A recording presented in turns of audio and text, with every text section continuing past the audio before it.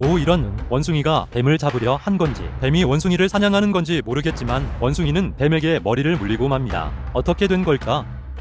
사건은 이렇습니다. 원숭이가 나무에서 먹이를 찾다 나무 구멍에 숨어있던 뱀에게 머리를 물리고 만 겁니다. 뱀에게 머리를 물린 원숭이는 심한 고통에 몸부림을 치지만 뱀에게서 벗어나기가 어려워 보입니다. 뱀 또한 원숭이를 사냥하기 위해 날카로운 이빨로 원숭이의 얼굴을 물고 늘어집니다. 한순간 뱀의 이빨이 빠져버리고 원숭이는 열받아서 엉덩이뿐만 아니라 얼굴까지 빨개졌습니다. 분노 게이지가 오른 원숭이는 뱀을 물어 죽이려 하지만 뱀의 매끄러운 겁질을 뜯기가 어렵습니다. 영리한 원숭이는 복수의 방법을 바꿉니다. 뱀을 오도 가도 못하게 나무구멍에 잡아두고 서서히 말려 죽입니다. 뱀을 죽인 원숭이는 환호성을 지릅니다. 놀라운 이야기가 궁금하다면 놀라운 지구촌을 검색하세요. 악어의 먹이가 돼버린 치타. 하지만 대반전이 일어납니다. 반대로 악어가 먹이가 되었습니다. 어떻게 된 걸까요? 치타가 전력 질주 후 물을 마시다 악어에게 걸렸습니다. 이 상황을 물이 좋아 강변에 살고 있는 제규어에게 우연히 목격됩니다. 기회를 놓칠 수 없는 제규어는 바로 악어 사냥에 나서죠. 치타 사냥에 성공해서 맛있는 식사를 준비하던 악어는 불후의 일격에 정신을 못 차립니다. 밥 먹을 때는 배도 안 건드린다는데 악어 입장에서는 욕이 절로 나오죠. 사실 제규어는 강변 뷰가 보이는 곳에 살고 혼밥을 즐기며 자신의 수영 실력을 뽐내는 과시형 고양이와 동물이죠.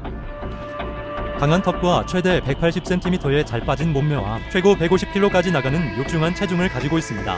조금 더 TMI를 풀어보면 나무타기의 명수이고 원숭이, 매그, 페카리, 나무늘보 등을 잡아먹기도 하며 악어, 개무, 거북 등 파충류도 잡아먹는 걸 좋아하죠. 오늘의 내용을 정리해보면 치타를 잡고 좋아했던 악어는 자신의 목숨을 버리고서야 야생의 약육강식을 제대로 배웠던 겁니다.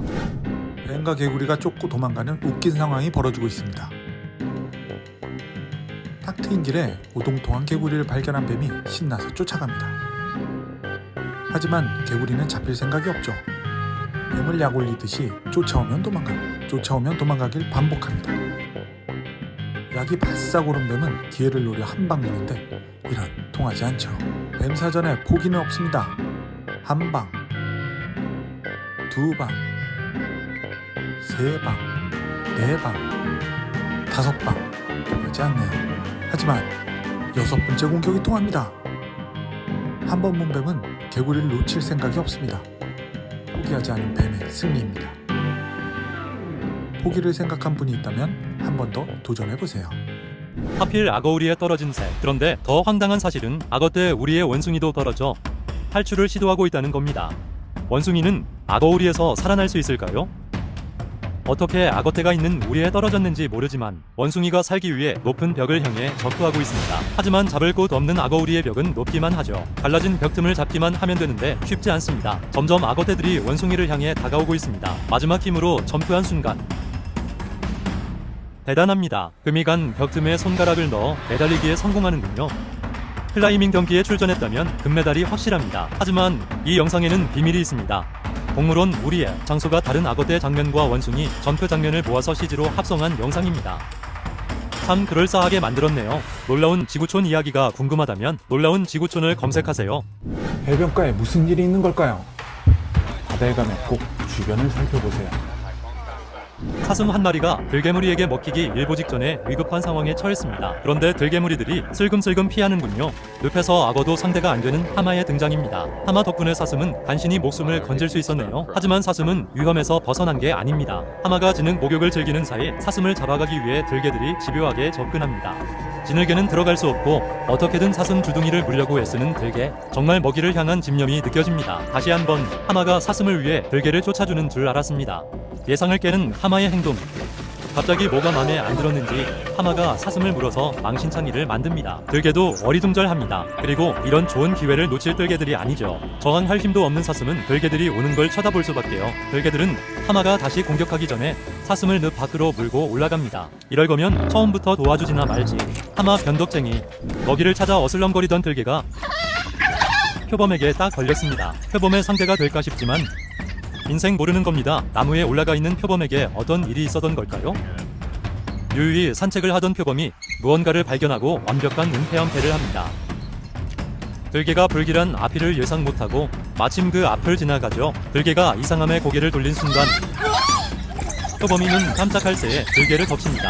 하지만 무리 생활을 하는 동료 들개들이 달려들고 들개 다수의 개싸움이 벌어지죠. 빅카메라로 다시 한번 보시죠. 상위 포식자인 표범이지만 새로 덤비는 들개의 이빨이 상당히 날카롭습니다. 결국 표범은 도망가게 되고 표범에게 공격받은 들개는 고통에 몸부림칩니다. 들개의 무리들도 몸부림치는 동료가 안타까운지 자리를 떠나지 못합니다.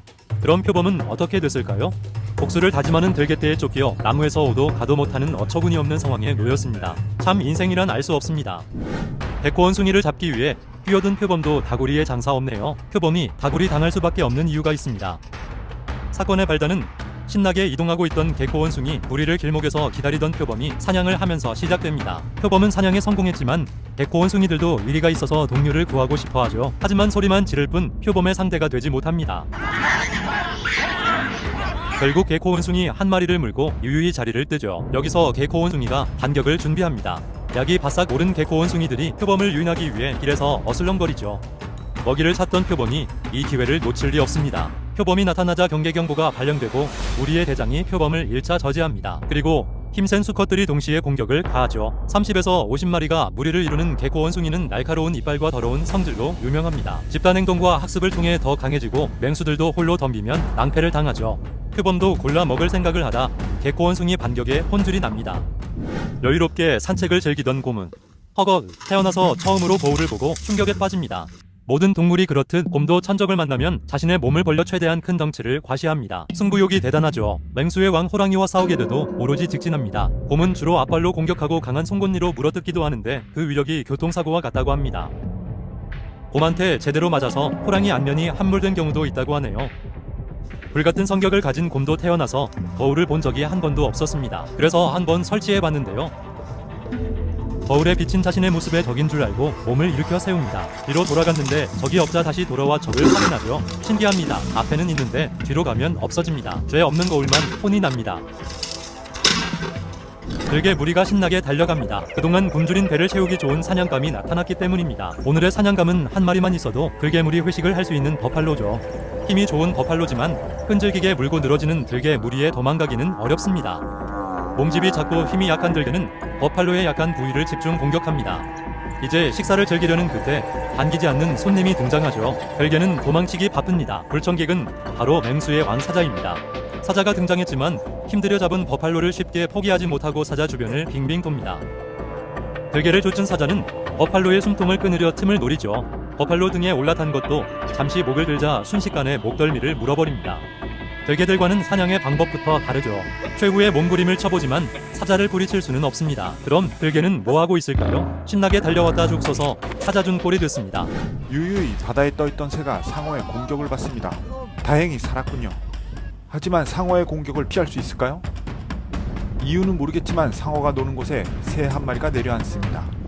당연히 상어는 이게 웬 떡이냐며 새에게 다가가죠. 새도 상어가 오자 바로 도망갑니다. 그런데 새는 날아가지 않고 상어를 유혹하듯 주변에서 알짱거리네요. 상어는 새를 잡기 위해 빠르게 다가가 보지만 운 좋게도 새는 또 공격을 피했습니다. 이쯤 되면 상어를 피해 도망가야 되는데 스릴을 즐기는 새인지 날개만 펴고 자리를 지킵니다. 이제 결과는 뻔하죠. 상어는 깊이 잠수 후 새 바로 밑에서 한 입에 물어버립니다. 위험을 즐기면 언젠가 피할 수 없는 상황이 올 수 있습니다. 그때는 후회해도 늦어버리죠.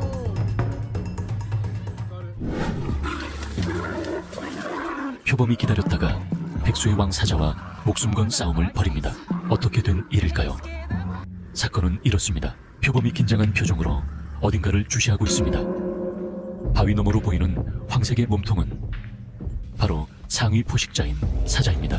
그런데 왜 사자는 표범에게 오는 걸까요? 더욱 궁금한 건 왜 표범은 사자가 다가오는데 도망가지 않고 언제든 싸울 준비를 하고 있는 걸까요? 그 이유는 어미의 모성애입니다. 바로 새끼를 지키기 위함이죠.